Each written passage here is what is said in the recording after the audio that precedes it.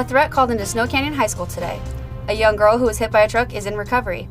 And an update on last weekend's high-speed chase. You're watching St. George News at 5. Good afternoon, I'm Amy Bennett. A threat to Snow Canyon High School resulted in all city schools increasing security measures. Here's what St. George Police Officer Tiffany Mitchell had to say earlier today at the scene. As you can see, I'm here at the Snow Canyon High School. Within the last half an hour or so, we had a phone call into our dispatch center giving a threat to this Snow Canyon High School.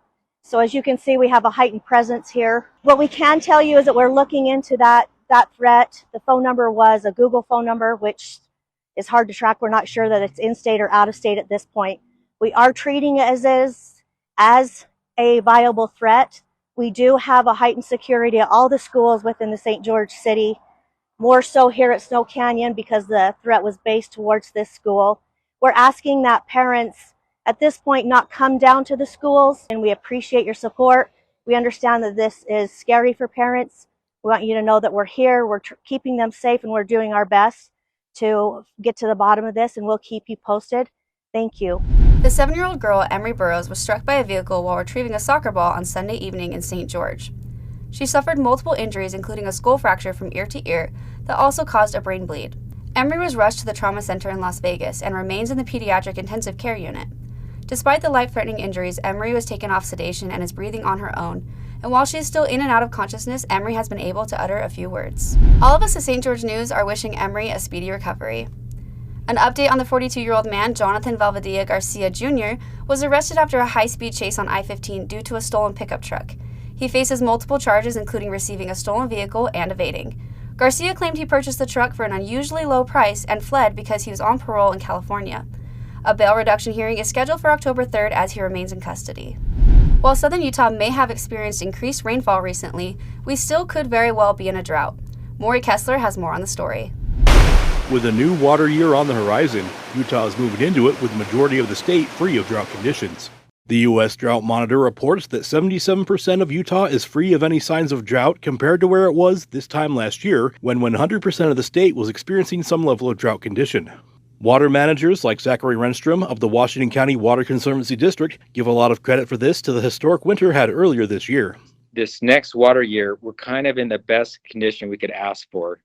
If we do end up with snowfall, we know it's just not going to the soils aren't going to suck it up because they already have enough soil moisture in it.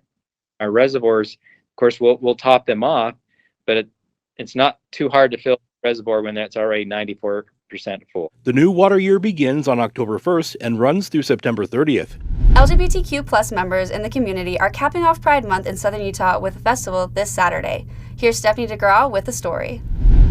The organizers of Southern Utah Pride invite everyone to attend events on Saturday, September 30th. The Pride in the Park will run from 10 a.m. to 8 p.m. with many vendors, food, and entertainment. A free evening concert will feature foreign figures. The director of Pride of Southern Utah, Katie Methy, said that stories unite everyone. Stories have a way of being relatable and helping people to understand where other people are coming from. And so it's a really nice way to try and relate to somebody that you might not otherwise relate to. And it's also a great way for our community to tell the stories for other people so that people inside of our community can recognize they're not alone. There's a huge community here that exists, and we all have stories. And so there's an interactive activity at the festival this year. We're planning on having folks go around to different booths, and we're highlighting 10 stories from people in this area. Just a great way to learn a little bit more about not only the history of Pride here in southern Utah, but also some people who exist in this community and their stories. Utah's Mighty Five offers some of the most breathtaking views. However, traveling to see them all can be hard if you're on a budget. Here's Stephanie DeGraw with a cost-effective way to see these wonderful parks.